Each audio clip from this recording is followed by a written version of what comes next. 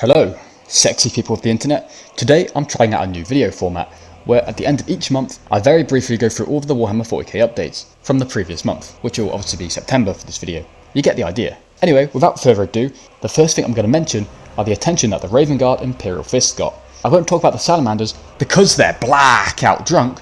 They threw one hell of a rager last night, and plus their update was back in August anyway. Actually, I won't say much about the Raven Guard or Fists either because I've already made separate videos on them. The gist of it is that each one got a new model, a combat patrol, and a detachment. So the Raven Guard got Ethon Shan, who is their new chapter master. He's got Deep Strike, Stealth, and he's a lone op. With Blackwing Mantle, he gets Heroic Intervention and Rapid Ingress for free, which is fun, and Master of Shadows, where you select an enemy unit, and when one of your units charges within 12 inches of it, they get to reroll it. His ranged weapon's nothing special, it's just a heavy bolt pistol, but the claws of Severax are good at killing light to medium stuff. And they have sustained hits, which Kavan's Shrike doesn't have. The Raven Guard new detachment is an updated Vanguard Spearhead, called the Shadowmark Talon, but it's locked to the Raven Guard. The detachment rule stays the same, but it does get a new second detachment rule called Unparalleled Tactician, which allows Ethon Shan to use the new Into Darkness stratagem for 0 CP, if he's on the field, and this allows you to go back into Strategic Reserve, which is actually pretty interesting and very on theme for the Raven Guard. The enhancements and stratagems were also shuffled a bit. Check out the video if you want to see how. Finally, the Raven Guard also got their combat patrol, which consists of a jump captain, 5 assault intercessors with jump packs, 10 infiltrators, which can be butters and cursors, and then an Invicta tactical warsuit, plus a Raven Guard transfer sheet. This is a pretty good combat patrol. It's very on theme, but like I said in my video, it's not great if you're starting a Space Marine army unless it's actually Raven Guard you're going for. But it does work really well if you've already got a Space Marine army and you want to bolster it with a Phobos section from the infiltrators and warsuit, and then also a jump section with the jump intercessors and captain, which are pretty decent at the moment if that matters to you. Now onto the Yellow Mellows. They got a new Darnith Lysander model. He was already a character, and like Vulcan, he got an updated model, and he got absolutely massive changes. Everything is the same, but he got an extra wound. It's nice. The new detachment though was a curveball. I think everyone expected a rehashed Anvil Siege Force because, you know, that's the Imperial Fist themed detachment. But yeah, First Company Task Force rehash makes sense in Bizarro World. But yeah, it's locked to the Imperial Fist and it's called the Emperor's Shield. It improved the First Company detachment rules slightly. It was reroll wounds against your oath target once per game, but now it's reroll wound rolls of 1 against your oath target, but for the whole game, which I personally would slightly prefer. If you have Lysander in your army with this attachment though, his unit gets to reroll all wound rolls against the oath target, which pairs really well with the normal or assault terminators for combat. Once again, the stratagems and enhancements were shuffled, so check out the video for that, and yeah, they also got a themed combat patrol. It consists of a captain for 3 stratagems, company heroes, 5 intercessors, 5 heavy intercessors, and 5 terminators, and the transfer sheet, which does contain Crimson Fist markings, so that's fun. So in this box you do get a good mix of everything. It's great for the Imperial Fists, it's on theme, and those termies are great for the new detachment. But this combat patrol shines elsewhere too, because it's great for anyone starting a Space Marine army. The mix of stuff you get just works. Captain is always nice to have, company heroes are cool, and I don't think they're part of any other discount box. Intercessors are great, heavy intercessors can kill themselves, actually they can be useful, sometimes. And Terminators aren't great competitively, but they are fun and iconic, and it's overall a really good box. I suppose since I'm already talking about Space Marines, I might as well continue with them, because, well, they just got a lot this month. Warhammer Day, we got a new Space Marine jump pack captain model, but this one has a relic shield, and he can have a Thunderhammer too, and yeah, it looks good. The other model for Warhammer Day was a Chaos Champion, which also looks sick, and it's not a 40k model, but you could definitely run it as a Chaos Lord or something. It's no 3-day celebration where you pull out all the stops, but here's hoping Warhammer Day will catch on and be celebrated by families across the globe, because you know, it's very family friendly. Terminators made it big this month. I've already said how the Imperial Fist and Darnith Lysander already makes them good in their specific detachment, but they also got a whole new Battleforce box. Every model in this box is in Terminator armor, and the box has given us 2 new models, which surprisingly hadn't received Primaris scaling yet, these being the Assault Terminators with both the Twin Lightning Claws and Thunderhammer and Relic Shield loadouts, and the other model is the Terminator Ancient, which was also overdue an update. All the new models look really good, nothing bad to say about them. As for what you get in the box, a squad of 5 regular Terminators, 10 Assault Terminators, the box art shows 5 of each loadout, so I'm not certain you'd be able to make 10 of the same, but maybe. A Captain in Terminator armor, a Chaplain in Terminator armor, and a new Terminator Ancient model. I mean, I think it's a good box. Also, I saw someone point out that the transfer sheet you get in the box, there's barely any Blood Angels insignia, which may possibly hint at a Blood Angels Terminator Assault Squad in the Primaris scale too, in the future, which is great for Blood Angels players, but if you're desperate, these new Primaris Assault Terminators can always be kit bashed into them anyway. Hopefully in time though, the Assault Terminators will be sold on their own and not locked behind a £150 box, and if you want any more details, go watch my full video on it, I'll put the link in the description. Still on Space Marines, GW just loves feeding us that meaty Astartes cock, but it's actually been a big month for the Ultramarines, starting off with Marneus Calgar, who already had a Primaris scaled model, but now he's got an updated model. It seems he switched from Gravis armor back to Terminator armor, but as always, he still looks really good. Sicarius, who's another Ultramarine character, got an updated model, and also it looks really good, not a lot to say about it. He's a character who has got some interesting lore though. They've also redone the Victrix Honor Guard unit. As usual, they look really nice with their cool helmets and weapons, and you get 3 of them, and it looks like you get some options on how to build them. So you can build them as the regular Victrix Guard, or you can make one into a company champion, or another one into a chapter ancient.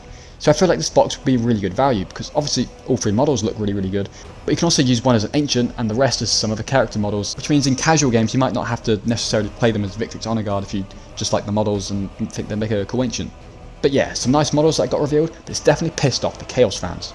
Another thing the Ultramarines got is a new Combat Patrol. I mean, I expected a new generic Space Marine Combat Patrol because the Tyranids got one kind of recently, and in the starter box the old Tyranid and Space Marine Combat Patrols were in it, but the new Tyranid one deviated from the starter box, so it makes sense for a Space Marine one to do the same. I just didn't expect it to be an Ultramarine specific one. As for what you get though, you get a Chief Librarian Sicarius, which is a good model, but it's a little annoying if you wanted to buy this box but you don't play Ultramarines, because then you end up with an Ultramarine exclusive character, although I suppose with a bit of logic you can turn it into a normal Librarian by swapping the helmet and cutting off the banner. You also get 5 Intercessors, which is always nice, but some people may be like me at this point and just have like loads of Intercessors now.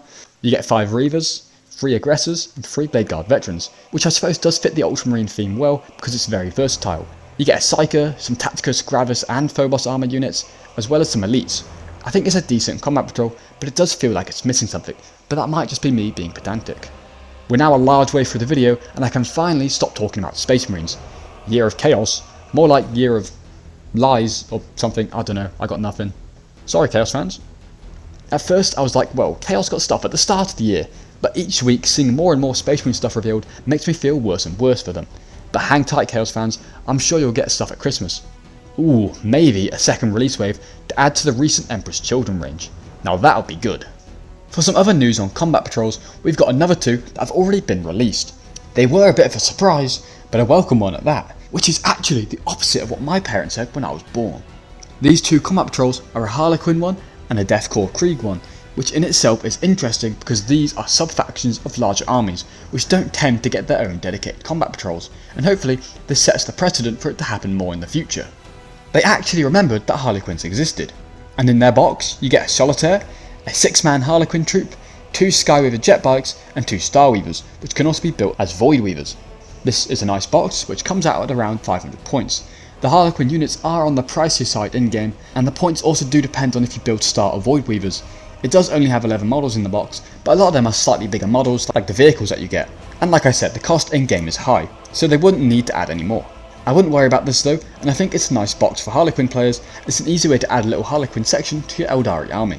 And for the Krieg one, you get a Krieg 6-man command squad where you get a Lord Commissar, and you can build up the Veteran Guardsmen to have a Master Vox, Regimental Standard, Alchemic Counter Agents and Servo Scribes, one with a melee weapon, and then the last 2 with a special weapon, and this squad has loads of aura. You also get 10 Death Korps Troopers, a Krieg Heavy Weapon Squad, and 5 Death Riders.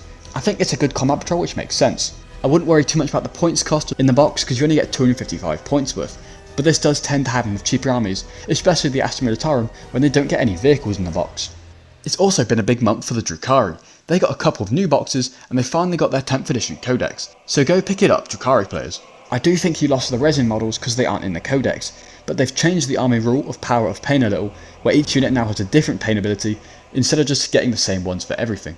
Drukhari got a bunch of boxes, so first of all, Lady Malice has now got a new model, after being absent from the game, and she's a named Archon, and she looks really good. There's also a new Archon model out, and the old one wasn't the best received, but the new one looks far better, and has a nice stance. The first box they got is a new Combat Patrol. It consists of a Homunculus, 10 racks, and then 2 Talos Pain engines, or they can be built as Kronos Parasite engines. This Combat Patrol hasn't been the best received, purely because the old one was just so good, so it set the standards really damn high. The new one is worse on points, worse on how much money you save, and worse on how much plastic you get in the box. And this also means unfortunately they've stopped selling the old Combat Patrol, which kinda does suck. But this isn't the only box set the Drukhari got, because they also got their Real Space Raiders Battleforce box, in which you get the new Archon, 5 Scourges, 5 Incubi, 10 Cabalite Warriors, 10 Witches, 5 Hellions, and a Venom transport. It's very infantry heavy, and I know the Drukhari like their transports, but I'm not overly familiar with their rules, but it does seem pretty sensible. I can see it being good for both new Drukhari players, but also the older Drukhari players. The box is £150 or $240 on the official Warhammer store, so go pick it up if you're interested. Last month was obviously September, which meant it had been 3 months since the last balance changes, so it was time for a new balanced data slate, and this is what we got. I won't go through every change, but if you want that, I'm sure you can find a video on it pretty easily. I'll leave a link down in the description. The big winners of the data slate are definitely the Orcs, Adeptus Mechanicus, Deathwatch, and maybe the Tau and Tyranids, because I'm surprised to see their Suburban Assault not get changed. And also Emperor's Children's Flawless Blades are just a little bit more scary now. The big losers I guess were the Death Guard and Imperial and Chaos Knights, although their big nerf was in an emergency patch which came out before the balance changes came out, so they don't really count.